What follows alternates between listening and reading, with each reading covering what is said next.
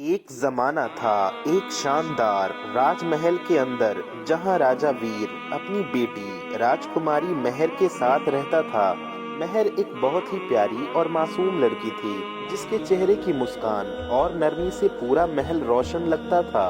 उसकी हर अदा में एक अलग सी खूबसूरती थी और लोगों के दिल में बस उसका नाम ही घूमता था। लेकिन मेहर की जिंदगी में एक अंधेरा राज भी छुपा था। उसकी सौतेली माँ राजमाता कामिनी एक बहुत ही चालाक और शक्तिशाली औरत थी। लोग कहते थे कि वो बस रोशनी और खुशी के साथ नहीं रहती, बल्कि काले जादू और चाल चलने के लिए मशहूर है। कामिनी मेहर से हमेशा जलन करती थी और चाहती थी कि उसकी बेटी कभी खुशी से न जिए, क्योंकि वो उसकी सौतेली बेटी थी। एक दिन जब महल में शांति का माहौल था, कामिनी ने एक राजदार रहस्यमयी किताब निकाली और मेहर के कमरे के पास छुपकर जादू करने की सोची। जादू इतना तेज था कि उसके शब्द हवा में घुल गए। मेहर की आंखों के सामने सब रंग और रोशनी धुंधली पड़ने लगी और फिर एक अजीब सी रोशनी की किरणें मेहर पर गिरती हैं और एकदम से मेहर का दिल धड़क कर रुक सा गया। लेकिन इस दौरान जादू का असली निशाना उसके साथ नहीं था, बल्कि जो मेहर का रखवाला और दोस्त था वो राजकुमार आर्यन था। आर्यन एक बहुत ही समझदार और शक्तिशाली लड़का था। वो हमेशा मेहर के साथ रहता, उसके लिए हर मुश्किल का सामना करता। कामिनी ने जादू के जरिए आर्यन पर एक अंधेरा जादू कर दिया, एक अंधेरा जादू डाल दिया और अगले पल आर्यन का रूप बिल्कुल बदल गया। उसके हाथ, पैर और चेहरा सब कुछ एक कुत्ता का रूप ले चुका था।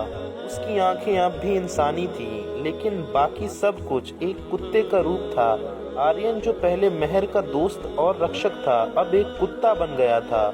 जब मेहर ने आर्यन को देखा, उसके दिल में दर्द और हैरानी का तूफान मच गया। उसने कहा, ये सब कैसे हो गया आर्यन? तुम और आर्यन सिर्फ भौंकते हुए अपनी आंखों में आंसू लेकर मेहर को देखता रहा। लेकिन इन सब के बीच कामिनी के चेहरे पर एक शैतान की मुस्कान थी। उसने सोचा, अब ये कुत्ता बन गया है और कोई इसे रोक नहीं सकता। मेहर को भी इससे शादी करनी पड़ेगी, क्योंकि राजा को मैं बेवकूफ बना दूंगी। राजा वीर जो अपनी बेटी की खुशी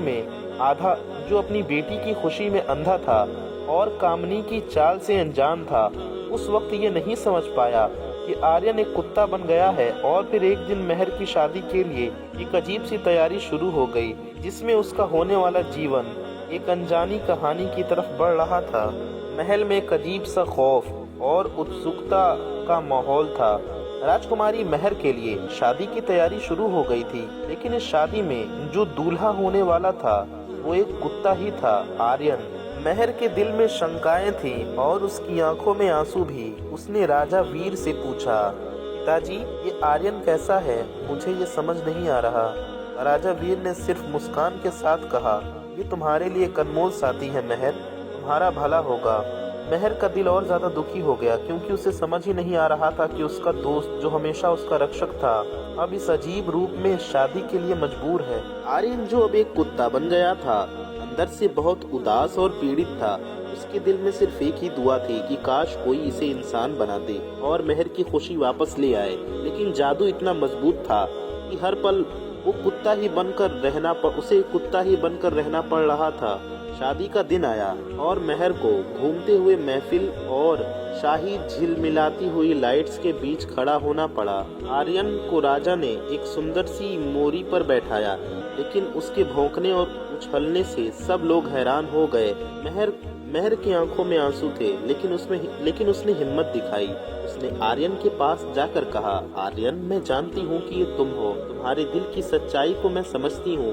मुझे डर नहीं है। आर्यन सिर्फ अपनी आंखों और हाथों के जरिए मेहर को दिखाने की कोशिश कर रहा था कि यही वो इंसान है जो उससे प्यार करता है। उसकी आंखों में दर्द और मोहब्बत दोनों साथ साथ चमक रहे थे। कामिनी जो शादी को देख रही थी, अपने काले जादू पर खुश थी। उसने सोचा, अब ये कुत्ता ही उसका साथी है। कौन समझेगा कि इसके अंदर कौन छुपा है। लेकिन शादी के बीच आर्यन के अंदर एक अजीब सी ताकत का जागरण हुआ। उसने महसूस किया कि महर की मोहब्बत और सच्चाई के सामने जादू का कोई असर नहीं है। उसकी आंखों की चमक और उसकी हिम्मत, उसके अंदर एक इंसानी शक्ति जगा रही थी। शादी के दिन का माहौल अब भी महल में था, लेकिन आर्यन के अंदर का दर्द और ज्यादा गहरा हो गया था। उसके हाथ पैर कुत्ते के रूप में थे और सब लोग उसकी अजीब हरकतों पर मुस्कुराते या हैरान हो रहे थे। लेकिन आर्यन के दिल में सिर्फ एक ही इरादा था, महर के सामने अपनी असली पहचान लाना, चाहे कितना भी मुश्किल क्यों ना हो। महर ने आर्यन को देखा और उसकी आंखों में वो प्यार और दर्द का समुंदर देखा जो शब्द नहीं बन सकता था।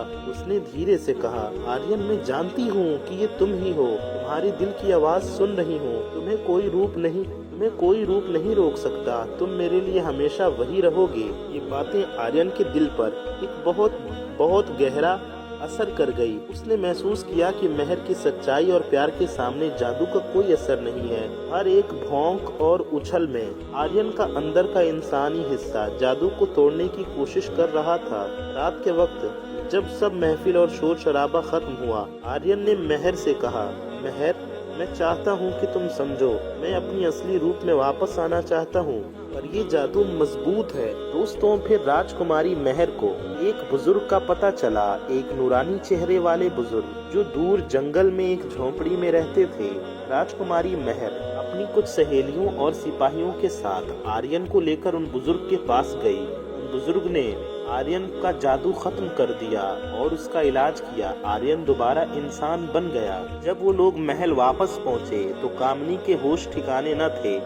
वो हैरान हो गई और चिल्लाने लगी, अरे तुम वापस इंसान कैसे बन गए? मैंने तुम पे सख्त जादू किया है। मैंने तुम पर सख्त जादू किया था। उसको ऐसा कहते सुन सभी लोग, यहाँ तक कि राजा ने भी सुन लिया और सभी समझ गए कि इन सब के पीछे कामनी थी। उसे सख्त से सख्त सजा दी गई और राजकुमार आर्यन और राजकुमारी महर हमेशा खुशी खुशी रहने लगे।